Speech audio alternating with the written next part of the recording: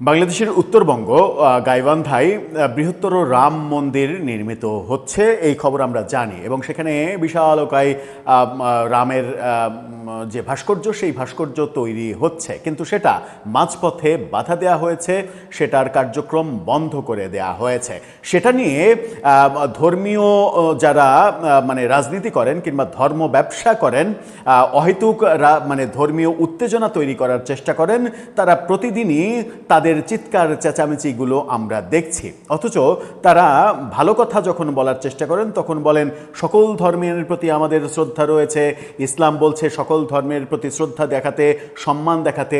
অথচ ইসলামের এই বাণীটা নিজেরাই পদদলিত করছে প্রতি মুহূর্তে এবং প্রতি মুহূর্তে ওই রাম মূর্তি ভাঙার হুমকি দিচ্ছে।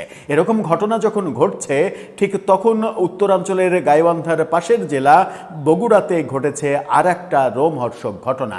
একের পর এক প্রতিমা ভাঙচুরের ঘটনায় রীতিমতো তোলপাড় তৈরি হয়েছে বগুড়া সহ সারা বাংলাদেশে। এগুলো কারা ঘটাচ্ছে, কারা করছে? সরকারকে বিব্রতকর পরিস্থিতির মধ্যে ফেলার জন্যই কি এই পরিকল্পনা? সরকারের বিরোধী পক্ষ থেকে এই পরিকল্পনা সাজানো হচ্ছে, নাকি অন্য কোনো মহল রয়েছে?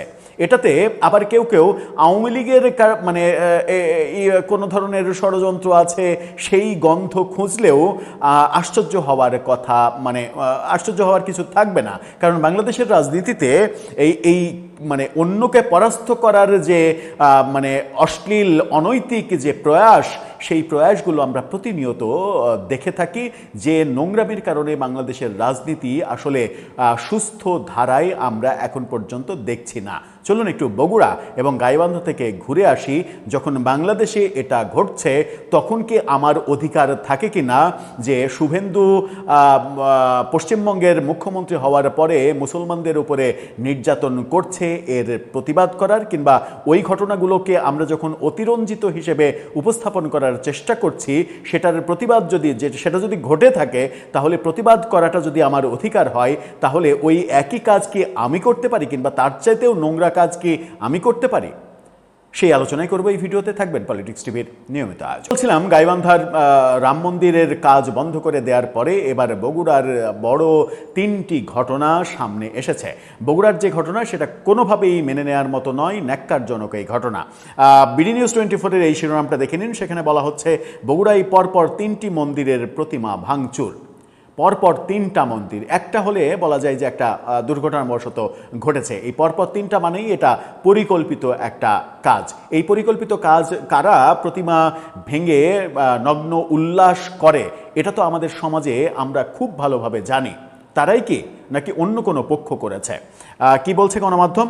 বলছে বগুড়ার মোকামতলা উপজেলায় পরপর তিনটি মন্দিরে প্রতিমা ভাঙচুরের ঘটনা ঘটেছে। উপজেলার দেউলি ইউনিয়নের কানসগাড়ি এলাকায় স্থানীয়রা মন্দিরে গিয়ে প্রতিমাগুলো ভাঙা অবস্থায় দেখতে পান বলে জানান মোকামতলা পুলিশ তদন্ত কেন্দ্রের ইনচার্জ আলমাস হোসেন। কানসগাড়ি মহাশ্মশানের শিব মন্দির, কানসগাড়ি শীতলা মন্দির ও কালী মন্দিরের প্রতিমা ভাঙচুর করা হয়েছে, তিনটি মন্দিরের। খবর পেয়ে ঘটনাস্থল পরিদর্শন করেন মোকামতলা উপজেলার ভারপ্রাপ্ত নির্বাহী কর্মকর্তা। তিনি ঘটনার খোঁজখবর নেন এবং মহাশ্মশান পরিচালনা কমিটির সদস্যদের সঙ্গে কথা বলেন। কানসগাড়ি মহাশ্মশান পরিচালনা কমিটির সদস্য উজ্জ্বল বলেন, প্রতি মাসের মতো শনিবার সকালে তার স্ত্রী পূজার জন্য মন্দিরে গেলে প্রতিমা ভাঙা অবস্থায় দেখতে পান। পরে বিষয়টি স্থানীয় প্রশাসন ও উপজেলা পূজা উদযাপন পরিষদকে জানানো হয়। শিবগঞ্জ উপজেলা পূজা উদযাপন পরিষদের সাধারণ সম্পাদক সুবীর কুমার দত্ত বলেন, কারা এই ঘটনা ঘটিয়েছে তা জানা যায়নি। বিষয়টি জানার পর তারা মন্দির পরিদর্শন করেছেন এবং আইনগত ব্যবস্থা নেওয়ার জন্য পুলিশকে অনুরোধ করেছেন।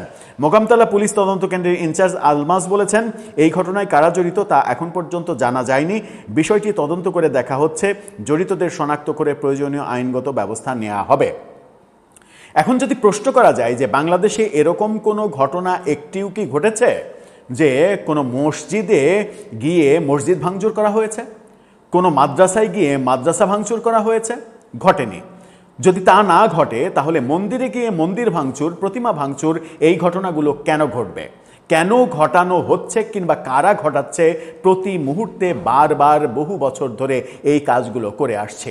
যখন আমরা ভারতে বিজেপি সরকারকে মানে সমালোচনা করছি, উগ্রপন্থী হিন্দুত্ববাদী যে সংগঠন বিজেপি, তারা মানে হিন্দুদের পক্ষে যে রাজনীতি করে, মুসলমান বিদ্বেষী রাজনীতি করে, সেটার যখন সমালোচনা করছি তখন সেই সমালোচনাটা কি বৈধ থাকে যখন আমি আমার দেশে ওই একই রকমের কাজ করি?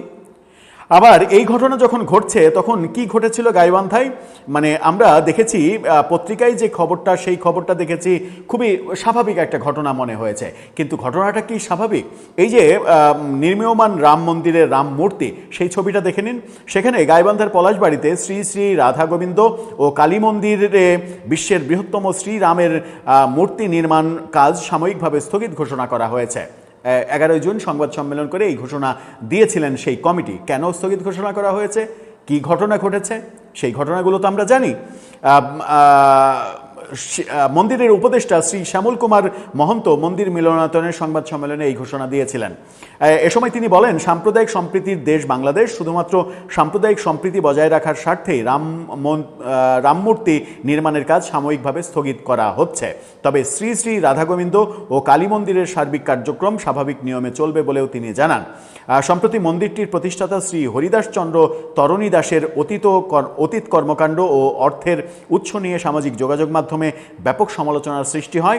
রামমূর্তি নির্মাণ বন্ধসহ এই প্রকল্পে বিদেশি কোনো ব্যক্তি বা প্রতিষ্ঠানের টাকা আছে কিনা তা তদন্তে আন্দোলনের ডাক দেন ইমাম উলামা পরিষদ। এই পরিষদ কি মানে সরকারের রেজিস্ট্রিকৃত পরিষদ? এরা কারা? এই যে প্রতি মুহূর্তে এরকম হামলা টামলা হয় তৌহিদি জনতার ব্যানারে, এই তৌহিদি জনতা কারা? কারা সংবাদ সম্মেলন করে, মিছিল করে, উগ্র কথাবার্তা বলে, ফেসবুকে এই রাম মূর্তি ভাঙা হচ্ছে এরকম এআই দিয়ে ছবি বানিয়ে একজন হুজুর রাম মূর্তি ভাঙছে, বড় বড় মানে কি বলে যন্ত্রপাতি নিয়ে, সেগুলো দিয়ে আলহামদুলিল্লাহ, ইনশাল্লাহ, এই যে পোস্টগুলো করা হয়, এগুলো কারা করে? এরা কি মানুষ? অন্যের ধর্মচর্চায় আমি আঘাত করব, এটা যদি আমার কর্ম হয়, তাহলে ভারতে মুসলমানদের উপরে যদি আঘাত আসে সেটা প্রতিবাদ করার আর অধিকার আমার থাকে? যদি ওইটা খারাপ হয় যেটার প্রতিবাদ আমি করছি, তাহলে তো আমাকে সেই সিদ্ধান্ত নিতে হবে যে ওই একই কাজটা আমি করব না। ভারতে মুসলমান সংখ্যালঘু হলেও ভারতে বাংলাদেশে যত মুসলমান আছে তার চাইতে বেশি মুসলমান রয়েছে। তো যদি তাই হয়, মানে সেরকম একটা অবস্থায় আমরা যদি প্রতিবাদ করি, মনে করি যে মুসলমান সংখ্যালঘু, হ্যাঁ সংখ্যালঘু তো অবশ্যই, 140 কোটির দেশ, সেখানে 20 কোটি যদি মুসলমান থাকে, 120 কোটিই তো হিন্দু, তো সেটা সংখ্যালঘু। কিন্তু আমার দেশের মুষ্টিমেয় কয়েক পার্সেন্ট, 5-7% যে সনাতন ধর্মের লোকজন আছে, তাদের নিয়ে আমরা যা যা করি, এই যে মন্দির ভাঙচুর, এটা করা ওটা করা, বাবা ওরা ওদের উপাসনা করবে, ওরা ওদের রামের মূর্তি করবে, ওরা মন্দির করবে, ওদের উপাসনায় আঘাত করার অধিকার ইসলামের কোরআনের কোন আয়াতের, কোন সূরার, কোন শব্দে লেখা আছে? ইসলাম কি আমাকে সেই অনুমতি দিচ্ছে? সেই অধিকার কি ইসলাম আমাকে দিচ্ছে?